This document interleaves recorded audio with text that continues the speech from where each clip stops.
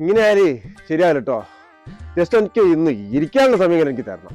പോട്ടെ, ഒന്ന് ബാത്റൂം പോകാനെങ്കിലും.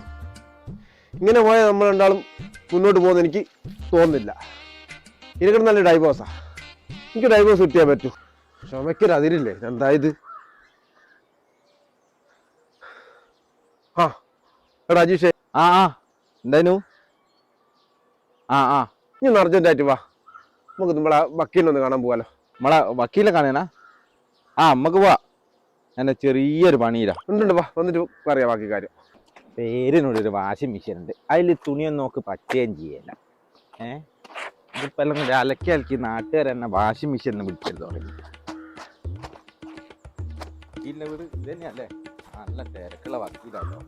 ഉണ്ടാവില്ല ഇന്നുണ്ടാവും, ഞായറാഴ്ചയല്ലേ, ഇവിടെ തന്നെ ഉണ്ടാവും. വക്കീലേ എന്തായാലും അല്ല നിങ്ങൾ പോവാ? പോലെ ഇതിപ്പം കഴിയോ? അല്ല, നാളെ പോട്ടെ. ചെറിയൊരു തിരക്കുണ്ട്, അതാ. ഒന്നുമില്ല. പോല നിക്ക്. അല്ലേ നിങ്ങക്ക് രാവിലെ തുടങ്ങിക്കല്ലോ, ഇത് കഴിഞ്ഞിക്കില്ല? അല്ല ഇനി രാവിലെ പൊലച്ചേറ്റാൻ വന്നിക്കില്ലേ? എന്റെ പണി ഇനിയും കഴിഞ്ഞിക്കില്ല. ഞാനിത് തിന്നല്ല, കൈകൊണ്ട് പറിക്കുന്ന. അല്ല പിന്നെ വക്കീലിന്റെ ഒരു അവസ്ഥ. ആനയ്ക്ക് മതം കളിക്കാതെ ചങ്ങലയ്ക്ക് മതം കളിക്കാലോ.